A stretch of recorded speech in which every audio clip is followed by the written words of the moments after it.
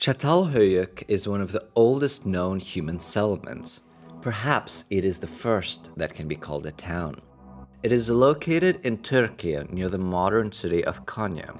It was settled around the year 7400 BCE and was inhabited until as late as 5400 BCE, so for up to 2000 years. Up to 10,000 people could have lived here simultaneously, though typically that number was around 5,000. The town consisted solely of largely identical single-story houses built from mud bricks with plastered walls. Roads had not been invented yet, so the houses were all built in direct contact with one another, sharing walls on all sides. To access their house, residents would have had to walk on the roofs of their neighbors' houses to reach theirs, and climb down a ladder through an opening in the roof. This was also the source of ventilation for each home and a convenient chimney for the oven or hearth which was present in every house. Çatalhöyük consisted of two settlements, of which the eastern one is older.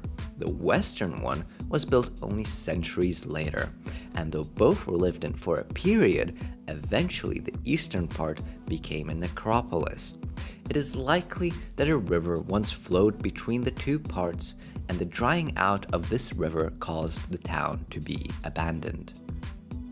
All the houses were approximately the same size, no more than 25 square meters in area. Most of them consisted of two rooms where people would cook, sleep, work, and worship. Some houses also had smaller rooms that were used for storage. A more extensive investigation revealed that some houses likely had different functions. Some were more elaborately decorated with murals and paintings, and were slightly larger than usual. Others were burial houses where a significant amount of people were buried, usually under the floors. However, not all the dead were buried in these houses. Many were also buried under what would have likely been their own homes. Some other houses seemed to be historically significant, with the same decoration applied over and over again as houses were destroyed and rebuilt. However, most of the houses were just normal dwellings. Characteristic of Çatalhöyük is the decoration of houses with bull horns, called bukrania. The walls were decorated with drawings of people and animals, as well as geometric designs. Maybe this was ancient wallpaper, as people painted many layers of it. Houses would be built on top of the foundations of the house they were meant to replace, once the previous house got too old or burnt down.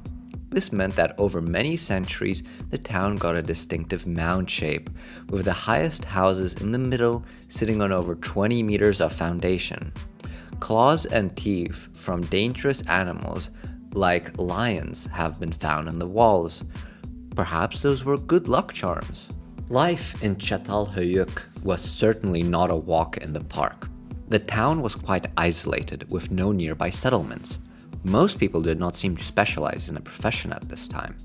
Everyone would have had to know how to get and prepare food, how to build and repair their home, and how to make clothes or tools. Çatalhöyük represents the very beginning of what we think of as the modern human lifestyle, when a house was still more a shelter than a home. A lot of things were still being figured out. The whole reason people decided to settle in villages and later cities was to farm. They grew and ate a variety of crops such as barley or wheat, peas and chickpeas, as well as pistachios, almonds, and acorns. They were quite good at it too. There is evidence that their farming was quite flexible, and they would grow crops based on demand, such as growing extra flax to make textiles. Animal domestication was still an ongoing process. Sheep and goats were domesticated, cattle not so much. Archaeologists even found evidence of milk being collected and consumed, but this was before humans developed the necessary genes to properly digest it, so it probably caused some mighty stomach aches. However, pastoralism had not yet become a thing, so most of the animals eaten were hunted. The invention of pottery made cooking a lot easier, as you could now directly heat food over a fire. The people kept their homes quite clean. Rubbish and rubble were thrown into pits outside town. It wasn't all bad. Art was big even 9,000 years ago, as was religion. The murals in town depicted hunting scenes and many different animals such as leopards and bulls, stags and vultures. Various clay figurines were made, which probably served a ritualistic purpose, though some could have been decorative.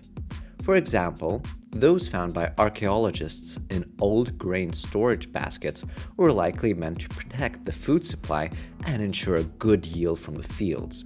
Initially, people thought that there might have been some matriarchy or mother goddess worship going on due to a large number of female figurines found, most famously this one, but it turned out that they just weren't that diligent and hadn't done enough excavation, as most figures found later were actually of animals. Don't worry if you're a fan of Stone Age depictions of fertility. There are plenty of drawings of guys with hard cocks. One of the most impressive pieces found here was a mural, which can be said to be the world's first map. It shows the town and the twin peaks of Hasendai volcano, which is some 130 kilometers away. It might sound far, but can be seen from Çatalhöyük. Some people hate and say, oh, just a leopard skin and random geometric patterns, but I am not convinced, particularly due to the fact that there is evidence of an eruption taking place around the same time Çatalhöyük would have been inhabited.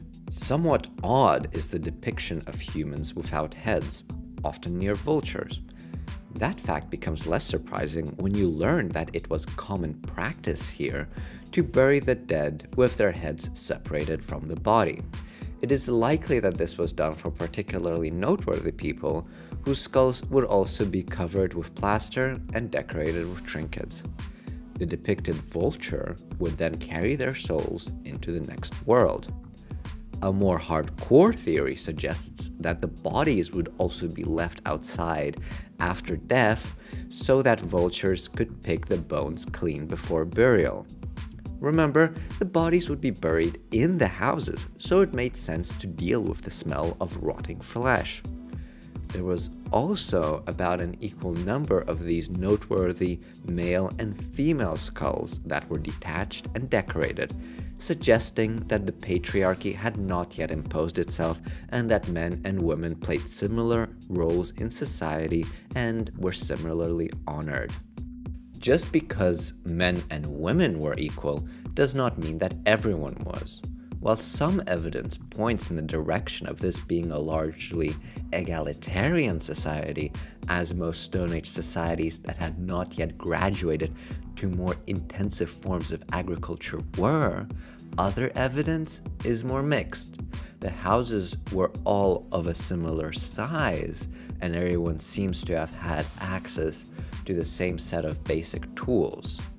However, certain tools like hoes and querns, which are millstones for processing grain, were mostly found among the remains of these special houses. Those were the intricately decorated, burial, and historical houses mentioned earlier. This suggests at least some concentration of wealth. The concentration of wealth would eventually lead to hierarchy, particularly in other later cities and civilizations. This town existed for well over 1,000 years, and this process undoubtedly occurred gradually. A distinguishing feature of Çatalhöyük was that querns were found mostly broken, often being cracked exactly in half. They seem to have seen only moderate use, as a quern can easily be used for 100 years. It is possible that inhabitants would break the querns upon the death of their owner to prevent property from accumulating in the hands of their successors. A lot of unbroken querns were found in some of the special houses. Perhaps they were just stored there so everyone could use them.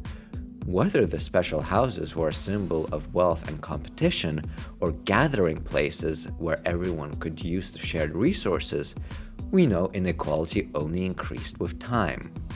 Çatalhöyük consisted of two groups of buildings, the older eastern part and the newer western part.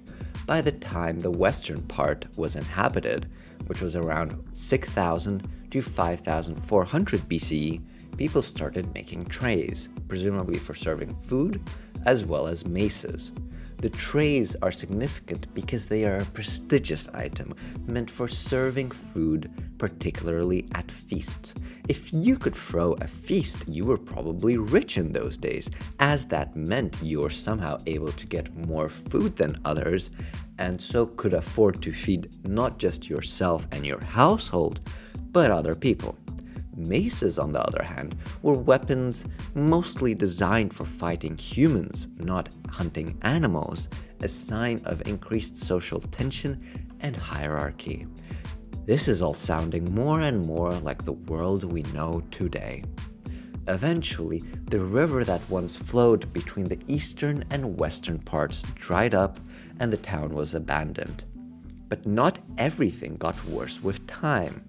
Communal ovens were installed on the roofs of some of the buildings, so at some point after 6000 BCE, you could all hang out on the roof of one of your mates after work and enjoy a barbecue and a beer.